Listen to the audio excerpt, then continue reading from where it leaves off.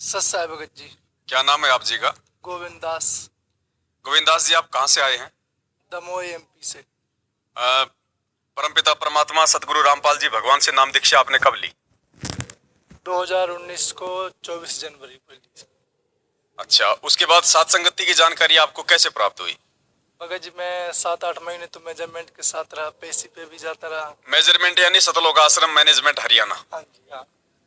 और मैं पेशी पे जाता रहा और फिर आपकी वीडियो देखी तो आपने पेशी पे जाने के लिए मना कर रहे और बोल रहे थे वो कुत्ते हैं जो पेशी पे जाते हैं, तो मुझे अजीब सा लगा। मैं बोला ये कोई जगत जी होंगे ऐसे ही बोल रहे हैं भक्तों के लिए। फिर मैंने छुप के देखी आपकी वीडियो और भी बताया भक्तों को, लेकिन वो बोलते उनकी वीडियो मत देखना, वो सब ऐसे ही है, भक्तों को भ्रमित में कर रहे हैं। फिर मैंने देखी छुप के तो मजा बहुत आ रहा था आपकी वीडियो देखने में। तो फिर मैं धीरे धीरे देखते देखते मुझे बहुत अच्छा लगा, फिर मालिक पे बहुत विश्वास हुआ, फिर मैं सत्संग से जुड़ गया। अच्छा, तो पहले आप हिसार की तारीखों पे जाया करते थे, तो आप वहाँ पे मतलब कैसा क्या लगता था आपको उस समय? कुछ परमात्मा के कोई दर्शन होते थे या फिर कोई पुलिस वालों के खाली डंडे मिलते थे, जगत वालों की गालियां मिलती थी, आने जाने में परेशानी होती थी? जबकि ज्ञान आधार से विचार करें तो पेशियों पे तो भगत जी वकीलों का काम है, जो मुकदमा लड़ेगा उसका काम है। हम आम संगत जाके हम वहाँ पे क्या राहत दिला सकते हैं गुरु जी को? हम लोगों ने तो वहाँ पे भीड़ इकट्ठी कर करके हमने हमने जो है हमने केवल प्रशासन को ही वो परेशान किया वहाँ पे। तो आपको नहीं लगता था उस समय कि हमारे आने से हमारे गुरु जी को जो है मतलब कि कोई दिक्कत हो रही होगी कानूनी कार्रवाई में? भीड़ के चलते गुरु जी को कोर्ट में नहीं लाया जाता, तारीखों पे तारीखें दे दी जाती है। भगत जी मुझे तो इस चीज़ के बारे में कुछ पता ही नहीं था। मैं पेशी पे जाता था तो भक्ति भाव में तो मैं चला जाता था, मुझे उस समय सही लगता था। बाकी 2-4 महीने बाद में जाने लग जा रहा था, 8 महीने तक तो गया, फिर मुझे धीरे धीरे वो मज़ा नहीं आ रहा था। जब मैंने आपकी वीडियो देखी तो जो सवाल होते हैं एक भगत को करना चाहिए पुराने भक्तों से, तो फिर वो आपने ही समाधान कर दिया। तो फिर मैंने भी ये भक्तों को बताया तो भगत बोल रहे हैं भाई तू गुरुद्रोही के चक्कर में आ गया, तो उसके चक्कर में मत पड़। तो मैं बोला भगत जी मेरे को तो जो सुकून चाहिए वो मिल ही नहीं रहा यहाँ पे। तो फिर मैं वहाँ से पीछा छुड़वा के मालिक की शरण में आया और सात संगति से जुड़ गया। तो अब सात संगति से जुड़ने के बाद में आपने अपने जीवन में मर्यादाओं को लेके, भक्ति को लेके, भक्ति भाव को लेके आपने क्या क्या मतलब जो है परिवर्तन किया? भगत जी सात संगति से एक तो सबसे बड़ी बात यह है कि विश्वास मिला परमात्मा में और परमात्मा की पहचान हुई, और मर्यादाओं से भी डर लगता है। अगर सात संगति नहीं मिलती तो आज शायद मैं परमात्मा की भक्ति भी नहीं कर पाता। बहुत दृढ़ता हुई परमात्मा में, बहुत मन भी लगता है और भक्ति में भी बहुत आनंद आता है। संगत में दो भगवान हैं, एक तो दाढ़ी मूछ वाले काल्पनिक जो कबीर जी की फोटो है, एक हमारे पूज्य गुरुदेव भगवान है। तो इन दोनों में से आप किसको परमात्मा मानते हैं? हम तो साहिब को ही मानते हैं, सब कुछ जो है मालिक को। और आपकी वीडियो देख के तो कोई शंका रहती नहीं भगत जी, कोई मिनिमेक होती ही नहीं है। साहिब भी ज्यादातर लोग दाढ़ी मूछ वाली फोटो को ही मानते हैं, तो साहिब कौन है? हम तो साहिब इन्हीं को बोलते हैं, यही साहिब कबीर और यही सब कुछ हमारे लिए। तो नाम बताइए कौन? सतगुरु रामपाल जी भगवान। अच्छा, तो आपने अपने घर पे इन्हीं का फोटो लगा रखा है या फिर दाढ़ी मूछ वाले का फोटो लगा रखा है? पहले भगत जी मैंने नाम दीक्षा ली थी तो मुझे वो सब पूरा ग्रुप ही मिला था, 5। पूरा ग्रुप मतलब जो 5 फोटो आती हैं पूरी? तो मैंने बीच में से यानी अगल बगल का काट दिया, खाली गुरुदेव का छोड़ दिया। तो दरबार में गुरुदेव का फोटो लगा, बाकी अगल बगल का जो फोटो है वो मैंने ऊपर रख दिया।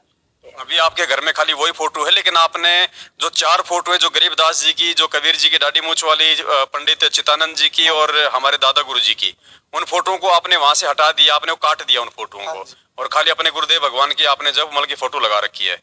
चलिए, आपको परमात्मा की दया से एक फोटो देंगे परमात्मा की, और बाकी सभी भाई बहनों को देंगे। ये फोटो है परमपिता परमात्मा सदगुरु रामपाल जी भगवान की, और आप अपने दरबार में इस फोटो को रखना, उस फोटो को भी रखना अगर वो परमात्मा की अगर सिंगल फोटो है तो। सिंगल ही भगत, जितना ही बड़ा फोटो है। हाँ, तो आप इसको भी रखिएगा अपने दरबार में, परमपिता जो है, क्योंकि हमारे असली कबीर, हमारे असली भगवान, हमारे मालिक है, सब कुछ हमारे गुरुदेव भगवान है। इन्हीं की भक्ति से हमारा जो अमल की मोक्ष होगा, हमारा बेड़ा पार होगा। वो तो काल्पनिक फोटो है, दाढ़ी मूछ वाली फोटो है, और काल भगवान ने तो वो दाढ़ी मूछ वाला रूप बनाने का वरदान मांग रखा है। वो तो त्रिकुटी पे हमारे को वो दाढ़ी मूछ वाला रूप बना के वो ठग लेगा अगर हम उसको भगवान मानेंगे। तो अगर हम अपने गुरुदेव को भगवान मानेंगे तो ये तो असली कबीर है, इनका रूप तो काल जो है त्रिकुटी पे बना ही नहीं पाएगा। तो हम ठगी का शिकार होने से हम बचेंगे। बाकी आप अपने गुरुदेव भगवान को हलवे राम का भोग लगाते हैं घर पे?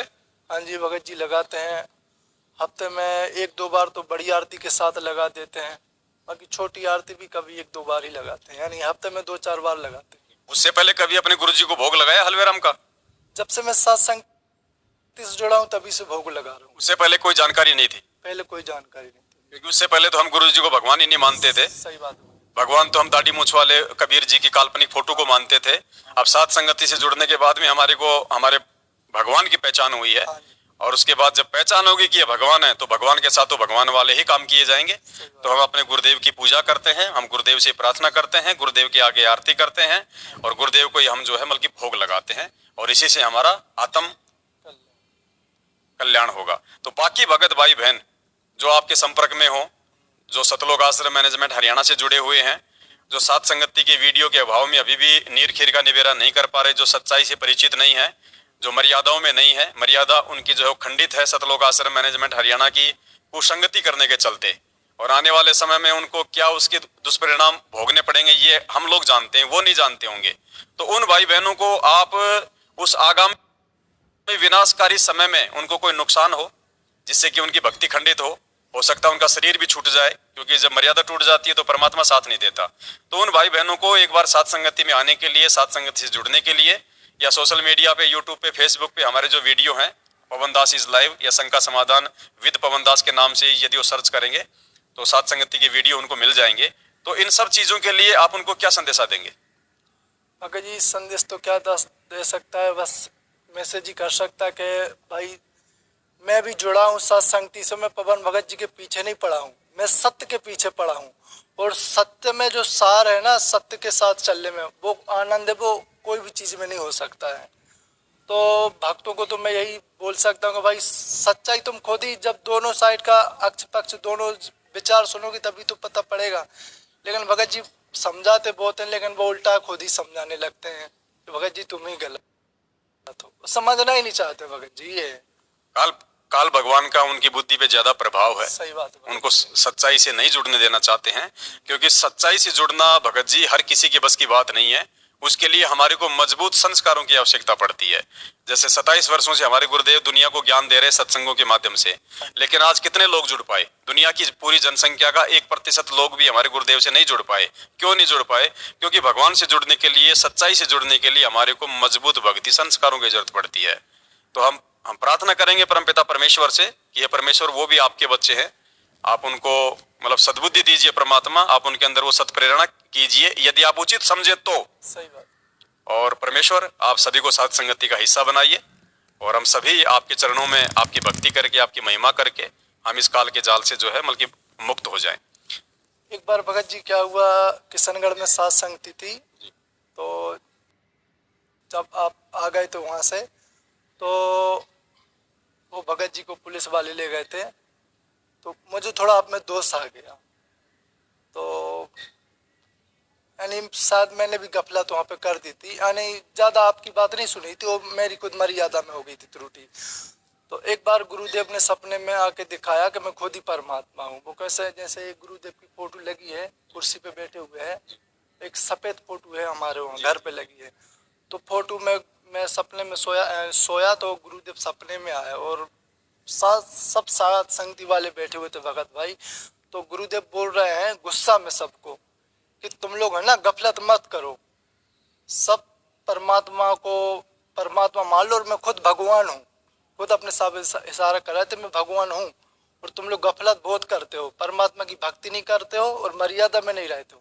यानी उस समय मैं थोड़ा सा गफलत कर गया था मर्यादा में, तो मेरे को ज़्यादा संकेत दे रहे थे और बोल रहे थे कि तू भाई गफलत मत कर। और फिर अगल बगल दो सेवादार थे, चौहर कर रहे थे सेवादार, तो बोलते हैं दिखाओ मैं भगवान, तो उन्होंने ऐसे किया तो दोनों गायब हो गए, और वो अपने आप चल रहा है, और अपने आप हो रहा है, परमात्मा अपने आप हो रहा है। तो बोला जयबंदी छोड़ के वो सब देख रहे थे, मैं भी देख रहा था, मैं जो आंसू आ गए, बोला हे परमात्मा बता तुम कितने पल पल साथ हो। एक तो सात संगति से जोड़ के भी विश्वास पूरा दृढ़ करवाया, और फिर भी हम इतने नीचे हैं भगत जी, हम से ही शायद त्रुटि हो जाती, फिर भी परमात्मा में सपने में किसी न किसी मार्ग यानी दर्शन करा ही देते। परमात्मा किसी न किसी तरीके से विश्वास बढ़ा देते हैं। तो भगत जी मुझे बहुत खुशी होती है कि परमात्मा के साथ संगति मिली, और परमात्मा का ज्ञान भी मुझे समझ में नहीं आया न। पहले तो भगत जी गुरु क्या होता है, भगवान क्या होता है, हमें तो कोई भी चीज की जानकारी नहीं थी। परमात्मा बहुत दया बख्शे हैं अपने आप को यानी परमात्मा को समझने का। चलिए, हमारे परमेश्वर करते हैं दास गरीब दयालु हैं, वो डिगे बंधा हुए धीर। जब भगत का मनोबल कमजोर होता है तो परमात्मा किसी न किसी माध्यम से अपनी आत्मा को दृढ़ता देने के लिए कोई न कोई तरीका अपनाते हैं। तो वर्तमान में सात संगति का तरीका परमात्मा ने अपने भक्तों को और ज्यादा जो है दृढ़ता देने के लिए अपनाया हुआ है। आप सभी भाई बहन सात संगति से जुड़े हुए हैं, बहुत बहुत धन्यवाद आपका। सत साहिब।